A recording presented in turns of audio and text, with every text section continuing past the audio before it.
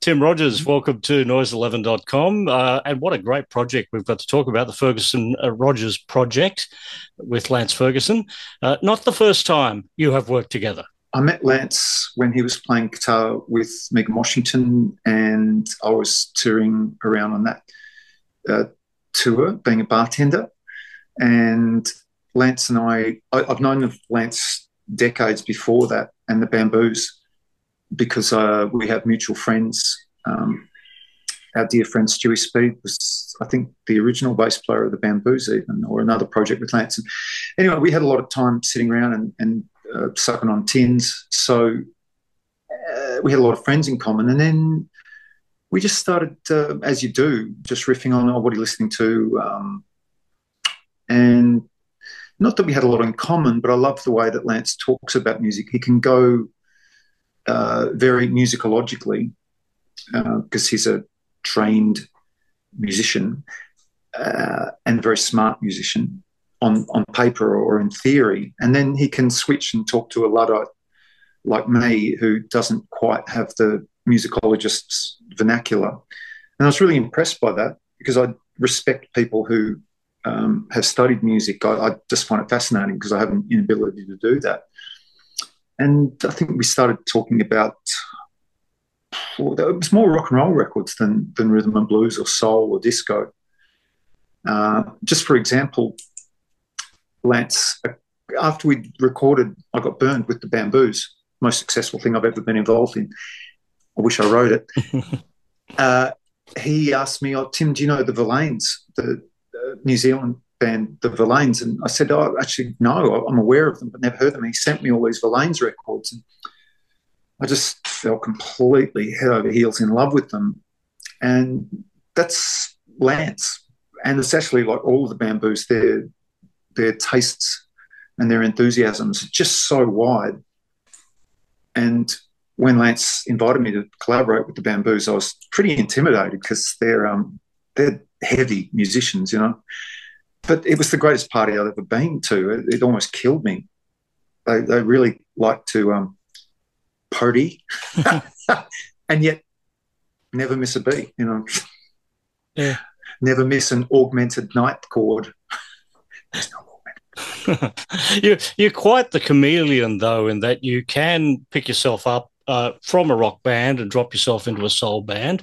That dynamic of having different styles in the one project, I find that very appealing. I mean, look at a band like Queen, for instance. You had Freddie the pop star out the front of Queen, the rock band. You know, when you go out of your comfort zone, you actually create something that is quite brilliant. I hope it's approaching brilliant. It was a really big surprise to be asked to collaborate with Lance, because Kylie August is just one of the very small handful of otherworldly singers I've ever heard, and she's a brilliant friend. And the way I sing is idiosyncratic, one might say, but it's aspirational. And I think Lance wanted to work with me because I think just enthusiasm, really, and the experience that I've had of being in a band just makes actually touring and recording easier, because you kind of know how to do it. But if someone puts faith in you, like Lance has, like the Hard-Ons have, like you and I repeatedly do year after year, they say, we still want you to be our singer. I think, well, they know better than I do. With the Bamboos, I've got it less with the Bamboos. Their crowd's just a bit more, let's just party, let's dance, let's go. With the Hard-Ons, it happens 3 times a night where someone will bail me up and tell me how much I suck and how much I've ruined their favourite band. And I just have to say to them, but this band that you love, they asked me. I didn't force my way in this situation, either with Lance. I got asked, and if people give you a chance, I want to honour their trust in me and just give it my best. And they obviously know what I do and the limitations of what I do. So I just put my trust in them and try and match that trust with my enthusiasm, and always on time, half of the time, and getting them prepared to work hard. And then get into ridiculous amounts of trouble, which is our responsibility. Paul, it's our responsibility. That's the fun part of the job. It's Tim Rogers fun. With the Bamboos was 12 years ago now. And, like you and Lance together, why isn't this a Bamboos project? There was a little financial element. The Bamboos is a very expensive project to tour around. So I think, look, it's really up to Lance. I don't question. I actually thought it was going to be the Bamboos, and a few of the Bamboos players are with this project. Graham Pogson, Yuri. There's a kind of a floating collective of Fergusonophiles that. So it's really up to Lance. And in the studio, it was a surprise that it wasn't a Bamboos record. That's about it. I mean, musically, it's not that different from what we did with the Bamboos. But when we first started talking about it, it was a couple of years ago, and Lance said, I just want to make a dance record. And I said, finally, because dancing is my second favourite hobby. So I'm really not sure. It would delight me as a fan of the Bamboos that Bamboos kept making records that didn't have me on it, because they're the ones I'll listen to over and over again. I want to hear Kylie, or want to hear Daniel, whoever Lance is getting to sing, but definitely Kylie. So as a fan, I'm glad it's separate from that. But who knows what goes? I mean, Lance, on prima facie evidence, I'm really busy, but I actually have lots of time to write for other projects. Lance is probably far busier than I am, because he sees projects through. I write half a song and then go off and have a sandwich and forget about the song. And Lance is quite thorough, and so yeah, he's the boss. It's like with all the bands. I mean, I'm not the boss. Andy and Russ are kind of the bosses of UMI, and Davey and I are the hired help, or the kids, and Ray and Blackie are the bosses of the Hard-Ons, and Murray and I are the kids in the back of the car. And with this project, it's definitely Lance's. He's the boss, and I'm just happy to be there. I love where it fits in musically. Like if I take anything out of Philadelphia of the 1970s, and even overlapping when Bowie was doing Young Americans and around that era, this album fits perfectly with all of those songs. Yeah, it was the references. We didn't mention, David, when we were recording. Some of the Stones records in the late 70s and early 80s, Undercover, which isn't a great record, but there's some great bits to it. And another song called Dance Part 1, which I think was on Suckin' in the 70s. They were kind of touchstones for us. Little bit of Talking Heads, but lyrically and vocally, this is an odd one, but the Fall, Marquis Smith's delivery and just his oblique, rambling style of lyric writing, I got a lot of inspiration for this record. I don't deliver like Marquis Smith at all, but there was something in his approach to songwriting that I would refer to quite a bit. But the mention of Philadelphia, that's very, very flattering. I was just there the other week, and I found not one record store, which disappointed me. I mean, they're there, but I think I just found the bars too quickly. And oh, what? Oh, that's right, I'm broke. I spent my money on baseball and beer. Idiot. And flights to the US. Oh yeah, there's that. That will put a dent in any Australian dollar at the moment. Yeah, because my brother and I are going over to see the Hard-Ons tour with Napalm Death and the Melvins next year.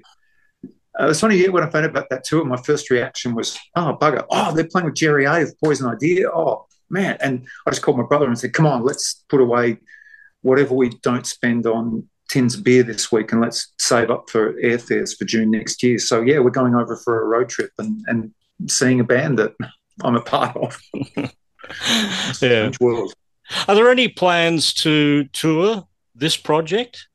Yeah, we were going to be touring in December, but there's some stuff going on in our personal lives that made that impossible at this point. So early next year, we have dates penciled in, and we've got a gig New Year's Eve actually in Footscray, which is great. So I love going to Footscray. So we've already rehearsed with the band, and it's odd with music that's not necessarily complex, but there's a lot going on. We've rehearsed with the band, and we do some covers and a couple of old bamboo songs and just play the whole record. And we're kind of ready to go. And that was after one rehearsal. That's, again, it's the caliber of the players is freakish. And I love it that they can talk to each other musicologically, go to the flat and fifth and the da-da-da-da, augment that bugger there. And then when I will ask a question, all of the players can talk to me in a language that I understand, which is like Music 101, which I really appreciate because I've been in situations playing with orchestras or playing with jazz combos where my lack of knowledge musically is really looked down upon. But yeah. I'm too busy mowing paddocks. You could take the 10 songs off this album in order and just drop them into a set list because the whole thing flows. I mean, is that how you will actually perform tracks from the album, or will you juggle them around, do the shuffle? I think doing them in sequence, it works. We did a show a few months ago now at a nightclub, the Nightcat in Fitzroy, and we did that, and it did work because as the last couple of songs are more free-ranging lyrically, and it gives the band a chance to stretch out and to jam, man. So it does work in sequence, and we did think about that with sequencing with John Castle, a producer, genius John Castle, with that in mind. Let's stack the pop hits up the top, and then it just kind of gets fruitier as it goes on. Like an afternoon round here, actually. We are coming up to the 30th anniversary of Hi-Fi Way, the UMI album, second UMI album. It's February 2025. It's only like 3 months away. Are there any plans to mark that anniversary? I hope we get together for a drink. We are doing a tour, yeah. A really big thing with UMI at the moment, and it has been for years, is that let's not do anything that doesn't be good for our friendship. Like we went to the Maldives with the Living End recently, and we thought, well, that's a great opportunity to be together and to have fun. And David couldn't make it, which stung. He was busy. But, we took 3/4 of the band, the classic three-piece. And that was enormous fun. And when the anniversary became, I was oblivious to it, but Andy said, well, maybe we should do something for it. And so, yeah, we do have plans. And it's, I think particularly during the worst of the pandemic, and I had a chance to look back over tour books and diaries and of that era when we would spend most of the year in the States and in Europe. And we didn't really indulge ourselves, hey, well, we've got #1 record in the country for 5 minutes. Let's get on the bags and have a party. So we're doing that now, 30 years later, and really enjoying that history because it was really exciting. We were just moving around so quickly and so much that, there was no real opportunity to apart from just regular on the road stuff, to enjoy it with the UMI extended family. And I ran into a bunch of folks that we used to work with when the Hard-Ons supported the Hoodoo Gurus the other night. And there's Baz, our lighting guy, who was at UMI's lighting guy for years and years, and these folks that used to work with us and then inevitably moved on to Powderfinger or other bigger bands, because that's, people have to earn a living. And when we'd go overseas, we couldn't afford to take any crew with us. So we'd like to do something and bring all those people back. Kate Stewart, our manager at the time, depending on her health, we'd love to have her around for a lot of the Todd Wag stuff. And just Cameron McCauley, Greg Wales, our family then, the band family. So it'd be good to celebrate it with them. Mm. And what about doing some more of the Stones shows? I mean, we've done the Sticky Fingers album, the Exile album. I think we're now at the 50th anniversary of It's Only Rock and Roll, Black and Blue. Are you going to finally records I like? Yeah, get Tex and yourself all rehearsed up and go out and try and out-mick each other? Tex is my favourite singer ever. I'm finally ready to say it. I just heard some new Cruel Seed songs, and he doesn't mick it. It's Perko, the Rolling Stones fan, doing it. And there's a bit of a prance. Well, yeah. I mean, I can't speak for him, but when I do it, they're the band I first loved, and so I'm not necessarily doing a Mick Jagger impression. I'm doing an impression of 15-year-old Tim Rogers dancing to Stones records at home. And there's glimpses of Mick there, because I've spent 55 years listening and watching the guy. But there are tribute acts there who are, have a pantomime, not a pantomime plot, but they really want to get that all down. And honestly, we don't think, let's represent each of those players. We go in as fans of that music. I can say that with all sincerity. And of course, there's going to be bits where people go, oh, he's doing a Jagger. Well, in all of the projects I do, there's a little bit of Mick there. There's a little bit of Keith Relf there. There's a little bit of Chrissy Hynde here and there. There's a little bit of Ari up from the Slits there somewhere. It's all in there. But I don't think I ran into the promoter, Mark Christofsky, of those shows, and also spoke to James Young recently.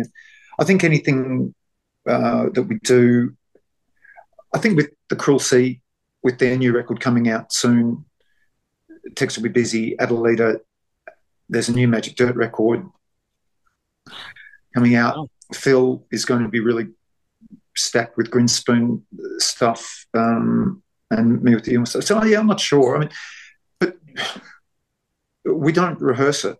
I know Tex and I don't, because that stuff's in our blood, and they're really fun to do. And we like to ask the audience there, hey, look, thank you for being with us, and we hope you've had a good time, but there's probably a band up the road playing for $5 midweek. Take a punt, cheaper than a mocktail, and take a chance on something. And most people don't. They like to go and hear stuff that they know, and that's their want. But taking a punt on things, I heard Jane Gazzo talking about this just the other day, that you really, when you do take a punt on something, that's where the absolute, when you feel as if you've discovered something, I was at a pub in Enmore a few months ago, and I drove up to Sydney to see Nunchucker Superfly, that Blackie and Rafe and Hard-Ons are in. This band Scumfood was supporting this two-piece, and they were just magnificent. And I'd never heard of them before, and I bought 2 of their cassettes, and just because I turned up early and while waiting for Nunchucker, and that's 55-year-old me. Well, I'm glad 55-year-old you likes to still keep in touch with 15-year-old you. That's very impressive. Well, there's even I live in the Goldfields, Shedulwin country in Victoria, and there's good stuff happening in Castlemaine and Kyneton. These towns that are only about a half-hour horse ride from where we are. And I've seen 3 brilliant things just in the past month, and that's just driving home from the airport, and I stop in at a pub on the way home for a light beer, and just seeing an ad for something. And I go, oh, I've actually got that night off. I'm going to, get on the donkey and go and see it. This band, the Mods, who are from around here, young kids who are amazing. Moose Jaw Saddle Club. Yeah, it's all out there, just you got to go out and take a punt on it. Yeah. Well, good to catch up. Great to see this record. This is going to be my summer record of 2024. Absolutely. This is going to be the one when you get in the car, the one that gets played every time. I almost got myself into trouble listening to this record. The song Live Together that I love so much that Lance and I wrote. And I've noticed that I couldn't stop and had to actually pull off to the side of the highway and put on some Brahms concertos instead so I could stay on the road. It's bloody Ferguson. He's gonna cause me a bother, Paul. All right. It's good to see you, man. Good to see you. Thanks, Tim. Cheers, brother.